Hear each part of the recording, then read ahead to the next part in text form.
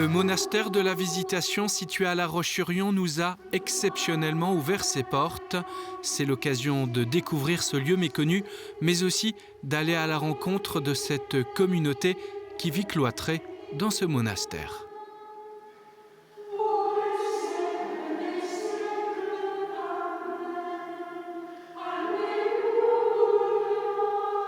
Bonjour ma sœur. Bonjour Grégoire. Alors vous êtes la supérieure du monastère de la Visitation, un monastère à La Roche-sur-Yon que beaucoup d'habitants de la ville finalement ne connaissent pas vraiment. Nous sommes juste un peu à l'écart du Pentagone. Ce monastère, ma sœur, il a quasiment 100 ans. Et vous y êtes avec votre communauté, l'ordre de la Visitation. C'est l'ordre de la Visitation avec une douzaine de sœurs qui sont établies ici depuis quelque temps. Depuis 1997, l'ordre de la Visitation a été fondé en 1610 à Annecy par François de Sales et Jeanne de Chantal. Et nous sommes une des fondations du 19e siècle, parce que nous avons été fondés à Dreux en 1860. Et après différentes étapes, nous sommes arrivés à La Roche-sur-Yon en novembre 1997. Là, nous nous dirigeons vers la chapelle, je crois. C'est l'entrée des fidèles, là. Alors allons-y. Merci ma sœur.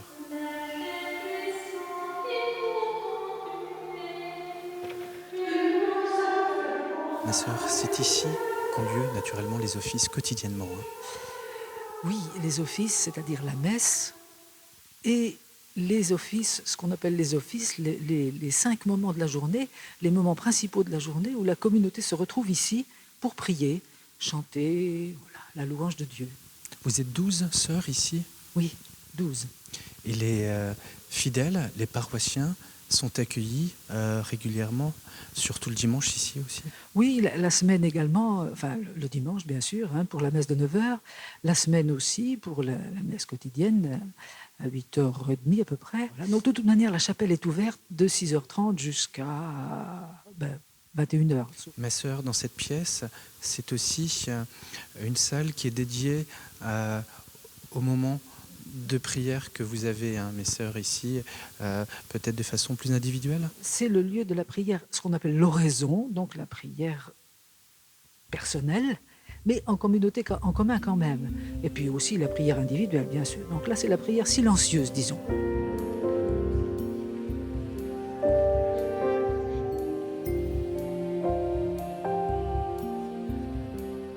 Nous voici donc dans le cloître. Ma sœur, j'en profite d'ailleurs pour vous remercier de votre accueil, parce que je crois que c'est assez exceptionnel que vous puissiez ouvrir vos portes à la presse. Merci encore. Dans ce cloître qui est très beau, très fleuri, vous vivez toutes les 12 cloîtrées dans ce monastère, c'est-à-dire que vous ne sortez du lieu que par nécessité, c'est ça ? Oui, c'est ça, c'est-à-dire les nécessités ordinaires de la vie. Faire les courses, par exemple, aller porter le courrier, aller chez le dentiste, voilà bien quelque chose qu'on ne peut pas déléguer. Nous ne sortons pas pour aller nous promener, par exemple, parce que ça nous ferait envie d'aller à la plage ou faire un tour de vélo. Ni aller au cinéma, ça non. Non plus. Alors, à quoi ressemble votre quotidien? À quoi ressemble la vie sur place? Est-ce que c'est un fonctionnement de 8 heures de prière, 8 heures de sommeil, 8 heures de travail, ou c'est différent, les proportions? En fait, notre journée est rythmée par les heures de prière, mais qui elles-mêmes sont les heures importantes d'une journée humaine. Quand on se lève le matin, quand on se prépare, la journée commence après, la journée de travail, et puis la pause du midi, avec ce que ça comporte comme repas, repos, la fin de la journée, et puis le soir, quand la journée se termine vraiment, juste avant qu'on aille se coucher. Ça fait pour nous 5 temps de prière communautaire à la chapelle.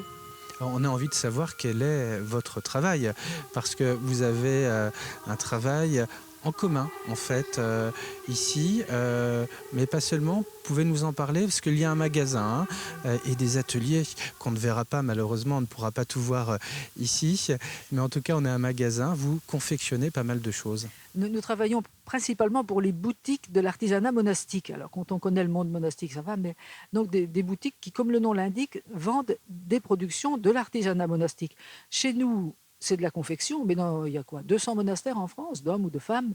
Alors certains font du chocolat, d'autres font de la bière, d'autres font de la reliure, enfin bon. Pour nous, c'est la confection. Donc, nous travaillons pour les 5, 6, 7 boutiques d'artisanat monastique en France. Paris, Lille, enfin dans les grandes villes, Lyon, Toulouse, Marseille. Donc, par exemple, des petits vêtements pour les cortèges de mariage, pour les enfants, avec des petites... C'est à la limite du haut de gamme. Moi, je dis ça, moi, je connais rien à la couture. Donc, mais quand même, c'est... On a une sœur qui s'en occupe précisément de ça? Oui, bien sûr, oui. Une sœur responsable de l'atelier. Une autre qui fait de la broderie aussi, de la broderie machine, hein. Nous avons fait de la broderie main, mais maintenant, ça devient... ça prend du temps, la broderie à la main. Et donc, faut vivre avec son ça temps. augmente le prix de revient. Voilà. Et de la carterie, je crois. La carterie. Alors, la carterie qui est là, presque tout est fait au monastère, effectivement, oui. Différents genres de cartes. La décoration de bougies aussi. Enfin, vous verrez. Puis il y a aussi une partie librairie, avec des guillemets, parce que nous ne faisons pas concurrence à Siloé, mais la partie qui concerne principalement la visitation, la spiritualité de nos fondateurs, François de Sales et Jeanne de Chantal, des choses comme ça. Voilà. Très bien. On se dit que quand on sort peu de là où on vit, autant avoir de l'espace, et vous en avez beaucoup. Vous allez nous montrer ce parc qui est grand, hein, pour un centre-ville comme ici à La Roche-sur-Yon.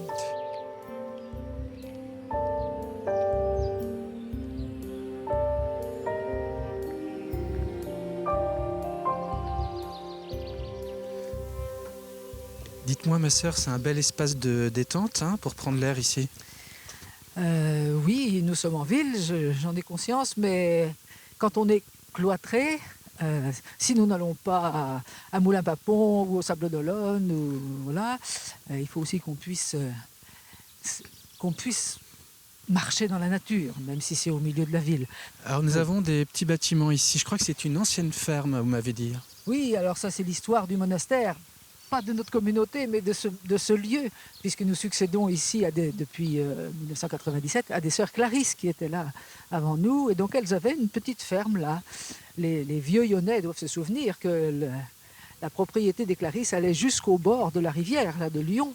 Alors vous faites travailler un jardinier à plein temps ici, hein, pour tondre, pour s'occuper du potager, parce que c'est quand même du boulot. Autrefois, peut-être que vous aviez parmi vous des sœurs qui étaient dédiées au jardin, mais plus trop. Il y en avait une surtout, là, sœur Marie-André, elle est toujours là. Elle a été jardinière toute sa vie. Alors, quand il y a quelque chose qui est... Elle donne encore des conseils, parce que maintenant, elle n'a plus la force, mais là, l'entretien et le potager, enfin, c'est d'abord le potager quand même. Et donc, ça demande quelqu'un à plein temps, hein. Sinon... Alors vous êtes rentré dans la vie religieuse à quel moment votre vie? Je suis entrée, j'avais 24 ans et je n'avais jamais pensé devenir religieuse. C'est assez surprenant. Mais non, à 20 ans, j'avais laissé tomber la pratique religieuse et tout ça. Et finalement, en voyant les étudiants, autres étudiants, les copains ou les copines, je me disais, ils ont la foi, eux, ils n'ont pas la foi. Moi, je l'ai, vraiment, ça ne change rien. Les gens qui ont tout quitté pour Dieu, ils doivent pouvoir me dire qui est Dieu, comment on le trouve. Et c'est comme ça que je suis venue tirer la sonnette de quelques monastères. Je suis en fait venue à la visitation par hasard, apparemment. Parce que j'ai rencontré un jour un vieux prêtre. Il était vieux, moi j'avais 23 ans. Et il en avait 75 ou 18, alors bon. Mais il y avait quelque chose qui avait passé quand j'étais allée à la messe à la chaise Giraud. Quand je le voyais, je me disais, je devrais pouvoir parler à ce prêtre-là. Et c'est comme ça. Et lui, il avait l'habitude de faire quelques journées de retraite au monastère de la Visitation de Vouvant. Et il m'a dit un jour, est-ce que tu veux que je t'emmène? Bon, pas trop. Finalement, j'y suis allée. Et c'est là que le déclic s'est fait. Oh, pas comme ça en un clin d'œil, hein. Il a fallu du temps. Oh là là, c'était un peu laborieux. C'est la supérieure de l'époque qui a vu que, en fait, que c'était Dieu qui me cherchait. On va aller maintenant à la rencontre de quelqu'un qui, comme vous, a eu cette vocation pour la vie religieuse. C'est sœur Marie Ismaël. Alors ici, elle est brodeuse, mais pas seulement. Elle aime beaucoup les poules, hein. Elle est un peu plus loin. Je ne sais pas si elle les aime ou elle a appris à les aimer, parce qu'elle était là où elle était avant, elle n'avait pas de poules. Mais on lui a demandé un jour de s'occuper des poules. Voilà.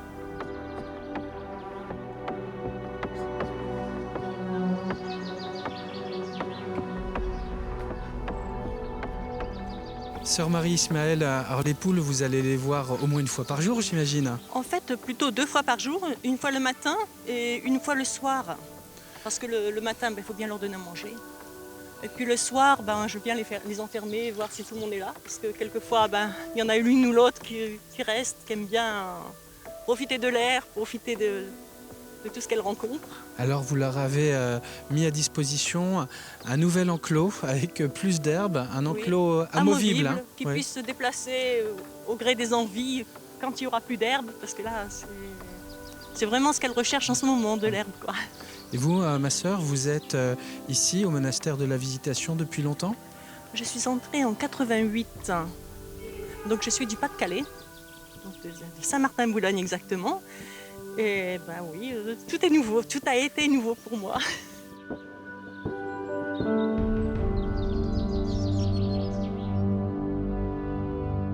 Nous sommes avec vous maintenant, ma sœur. Vous êtes, vous, sœur Jean-Marie.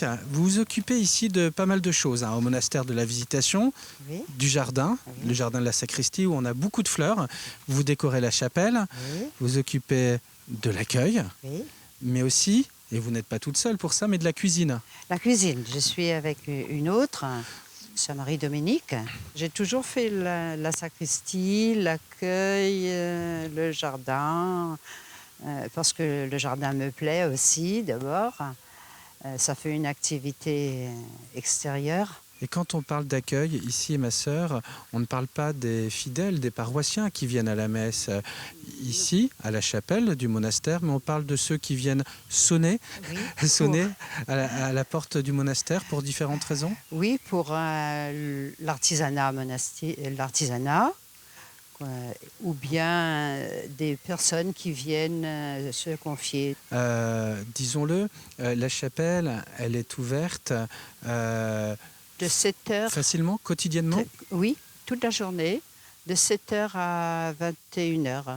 Tout le monde peut rentrer. Voilà, pour un moment de recueillement oui, dans et cette puis- chapelle. Vous pouvez même venir quand sœur Jean-Marie fait le ménage, ça ne vous pose pas de problème. Pas du tout.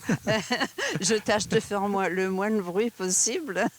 Très bien. Merci en tout cas beaucoup, ma sœur. Merci à toutes les autres sœurs que nous n'avons pas vues aujourd'hui. Merci pour cet accueil. Et puis, nous, on se dit à une prochaine fois pour un autre numéro de Chemin de Traverse.